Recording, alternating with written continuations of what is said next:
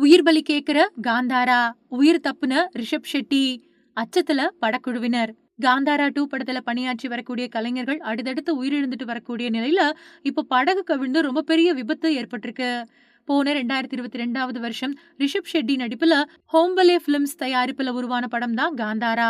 கர்நாடக மாநிலத்தோட மலைப்பகுதிகளில் வாழற மக்கள் வணங்குற பஞ்சுருளி தெய்வத்தோட கதையை மையமா வச்சு இந்த படம் எடுக்கப்பட்டிருந்தது. இது இந்திய அளவுல ரொம்ப பெரிய வரவேற்பு பெற்றுச்சு.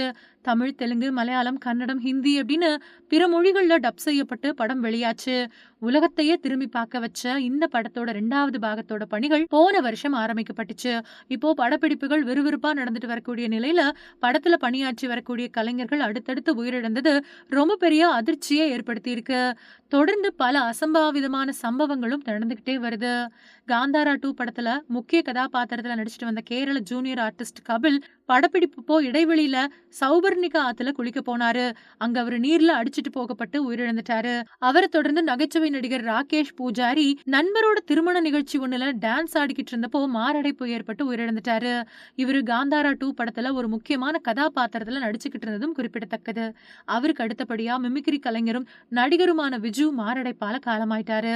அவரு ஜூனியர் கலைஞர்களுக்கான விடுதியில தங்கி இருந்தப்போ நெஞ்சுவலி ஏற்பட்ட நிலையில மருத்துவமனைக்கு கூட்டிட்டு போகப்பட்டாரு. ஆனா போகக்கூடிய வழியிலேயே அவர் உயிரிழந்துட்டாரு. தொடர்ந்து நடக்கக்கூடிய அசம்பாவித சம்பவங்களால படக்குழுவினர் அச்சத்துல உறைஞ்சு போயிருக்காங்க.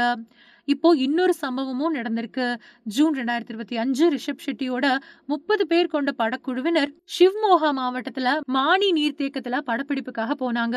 அப்ப படகு திடீர்னு கவிழ்ந்து போச்சு.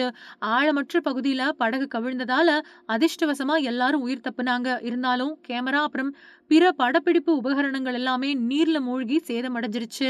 இதுக்கு முன்னாடி 2023வது வருஷம் 20 ஜூனியர் கலைஞர்கள் ஏற்றிட்டு போன மினி பஸ் மூடூர் பகுதியில விபத்துக்குள்ளாச்சு. ஆனா இந்த விபத்துல யாருக்கும் எந்த காயமும் ஏற்படல அப்படின்னு சொல்லப்பட்டுச்சு. இன்னொரு நாள் எதிர்பாராத கனமழை அப்புறம் காத்தால படத்துக்காக அமைக்கப்பட்டிருந்த விலை உயர்ந்த செட்டு சேதமடைஞ்சிருச்சு. இதனால படக்குழுவினருக்கு 3 கோடிக்கும் மேல நஷ்டம் ஏற்பட்டுச்சு. காந்தாரா படம் ஆரம்பிச்சதுல இருந்தே பல அசம்பாவித சம்பவங்கள் நடந்துட்டு வருது. இதனால இந்த படத்துல நடிக்கவே படக்குழுவினர் பயப்படுறதா சொல்லப்படுது. இந்த படத்தை அக்டோபர் 2, 2025 வெளியிட படக்குழுவினர் திட்டம் போட்டிருந்தாங்க.